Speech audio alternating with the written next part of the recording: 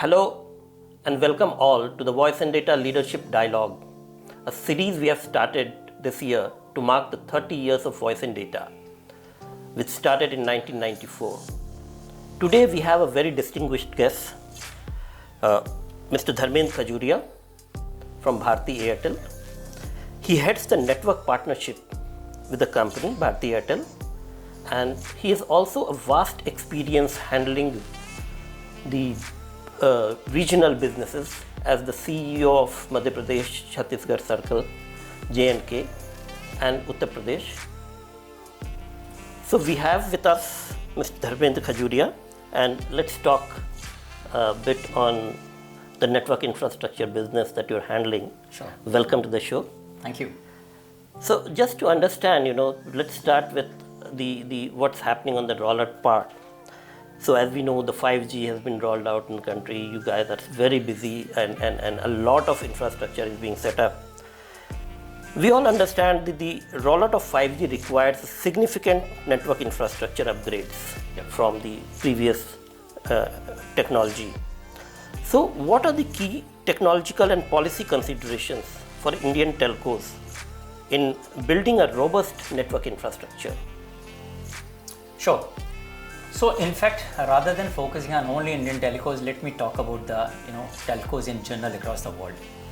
Whenever there is a technological shift, if we are when we moved from 3G to 4G to 4G to 5G now, or maybe in the future when we will move to 5G to 6G, I think the first and foremost important is how do we upgrade the infrastructure. So if we are moving from 4G to 5G, a lot of upgradation has to happen, both from an infrastructure perspective. That is one. Second, from a spectrum perspective, you must have enough spectrum, and how do we manage that efficiently? I think that becomes extremely important because all the new technology will be based on certain spectrum frequency.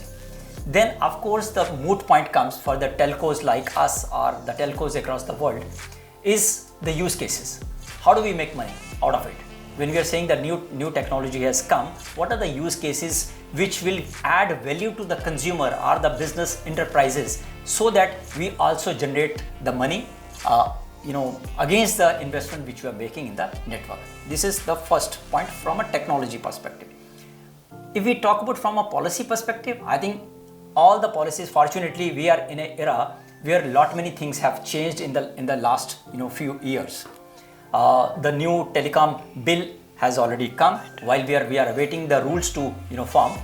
If we look at ROW policies in the year 2016 the policy had come, but the new amendment came in 2022, and after that even in 23 the new definition has come. Okay, you want to know what these policies are helping the telcos like us. I think all these policies are in a way making it easier for us as a telco to roll out across the country.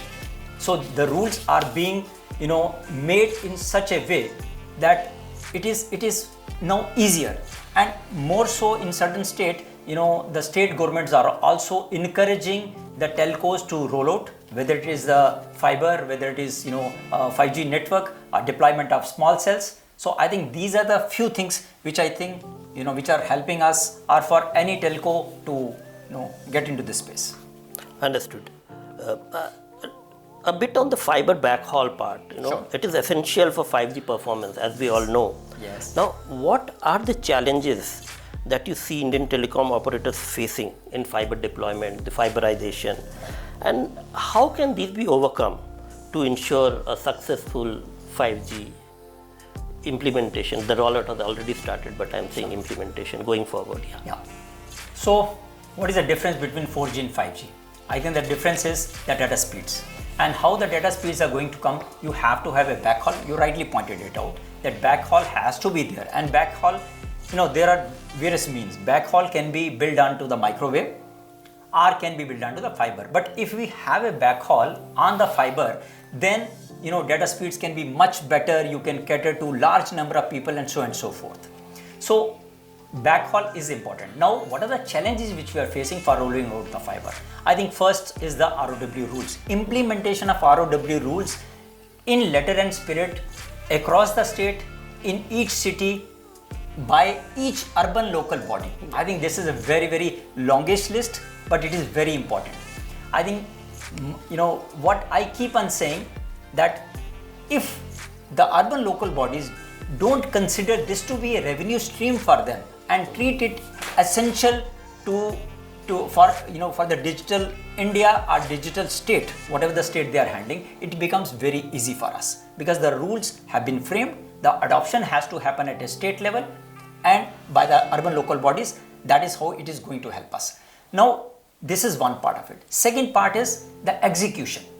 If we are executing in the marketplace, then we need to ensure the impact on the pedestrians, the impact on the local populace. How do we minimize that? So there are various technologies, like we do micro trenching, we do STD, rather than doing an open trenching and disturbing the traffic and all. And most of the work happens during the night, so that the impact is minimized.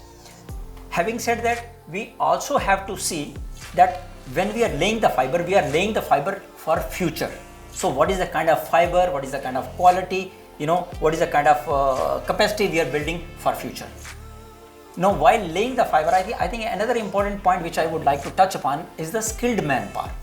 Now, currently, while in the industry we are trying to train people, we are trying to get more skilled manpower so that it can be used by us. But my intent and request to the government will be that whatever the skill development centers we are building, we must have the manpower and we must have a integration of courses with the industry, so that we can work together and we can get a manpower which we can readily use.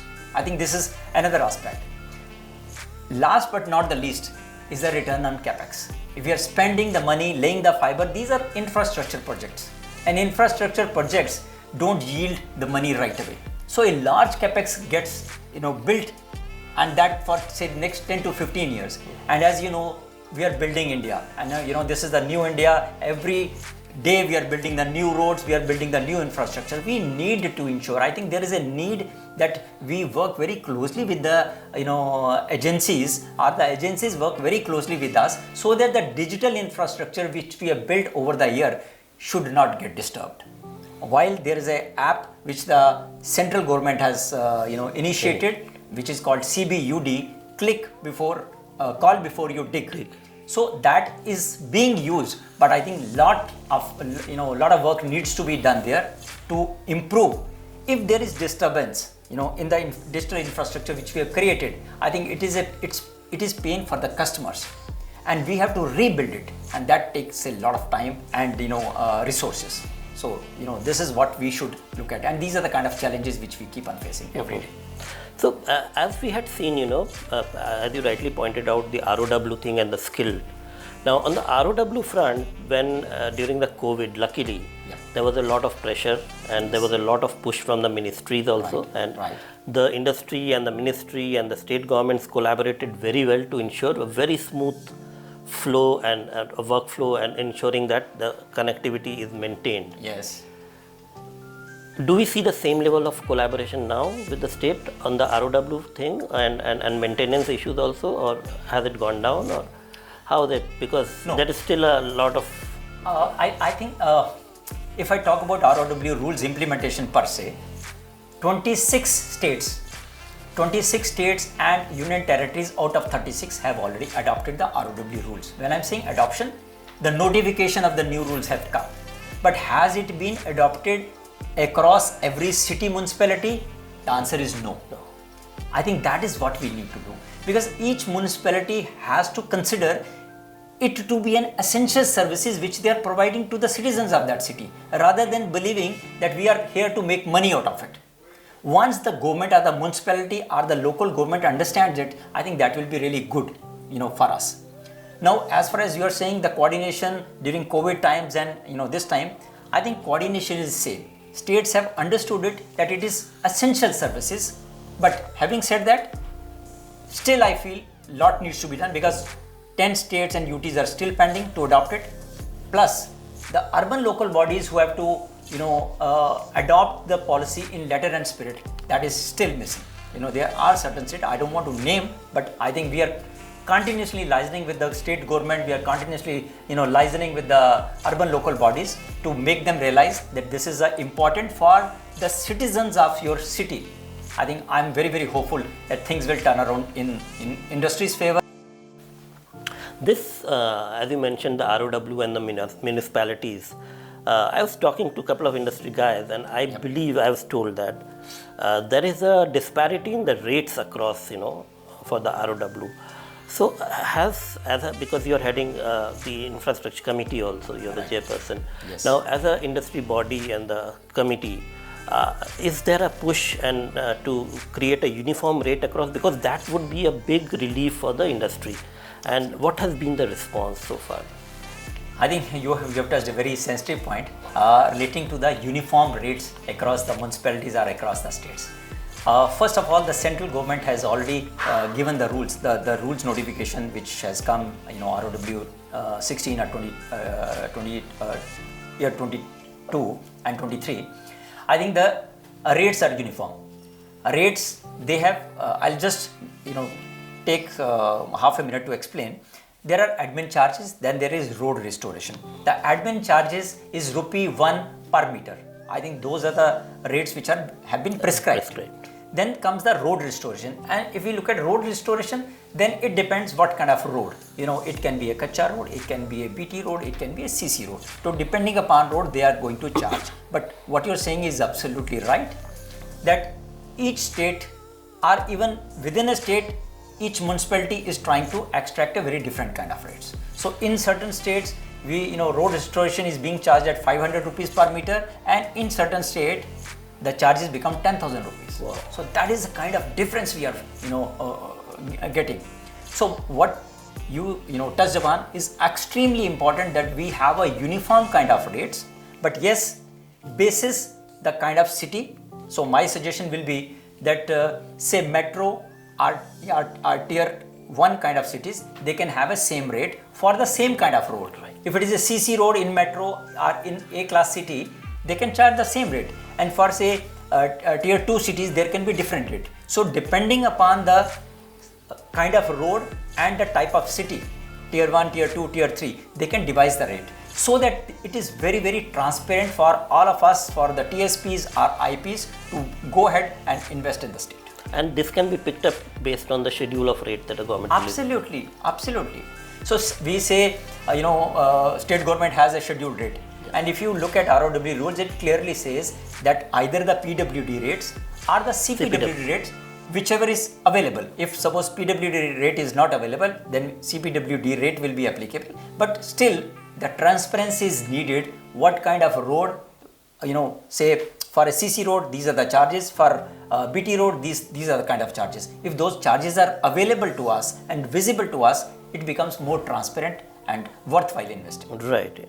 Transparency is the key. Absolutely. Very important. Yes, yes. So, a little different aspect I'd like to you to delve upon is the digital divide part, the rural part. Sure. So we have a significant digital divide, as we know, particularly in the rural areas, with the lack of network infrastructure and being the big reason. So what can the government and service providers do to bridge this, and what are they doing at the moment, and what more can be done? So while we keep on hearing the digital divide between India and so-called Bharat, but to my utter surprise, when I keep on going to the rural areas, I see people are much more aware, and that they are using most of the digital apps. Even the e-commerce has been reaching to tier 3, tier 4 cities. But having said that, yes, there are certain areas which are still not connected with the network, and probably that is the reason government has come out with the USO fund. And through USOF, earlier they were giving certain projects to private telecom players, like we were doing some part of it in Northeast, and the competitor was doing in certain part. But now the last 25,000 odd villages which needs to be connected, the USOF fund has been given to the BSNL, which they will connect. But I think the government has been doing a lot of work on this, and similarly even the TSPs we have been doing through USOF fund. At the same time, wherever we feel that there is a business case commercially it makes sense for us, and there is some kind of incentive or subsidy which the government is giving, we are investing in that. Yep. So, but as a telecom service provider, are you happy with the development or in terms of the rural connectivity, or do you still see that more needs to be done? So if we look at from a population perspective, I think across the country, all the telecom players put together, we will be covering almost 99% of the population. So only few villages, very, very small villages would have been left. So I don't see that, that while the government is trying to even connect the last of the villages, which are left, but I think a lot has been done already in this field. And whatever has been left, government is trying to cover it up either directly or with the help of private telecom players. Yeah. And this would not include the 5G. Of course, this will include 5G. 5G, okay. Currently, no. If you see, 5G can happen, maybe next month or 3 months or 6 months down the line, depending upon how many handsets are available in that space. So currently, while we are rolling out, we as an industry are rolling out 5G, it will happen from urban and move towards rural. It's just a matter of time. It will happen. Even 5G will happen in the rural areas as well. So, but strategies for network development in urban and rural areas differ maybe significantly. Yes. So, what can the telcos do to ensure that the network investment effectively caters to both regions? Okay. Is there integration point, or there is a? So as you know, when network or say mobility happened, it happened in the urban area to begin with. In the urban areas, currently network is there, but now we need to see where are the black holes.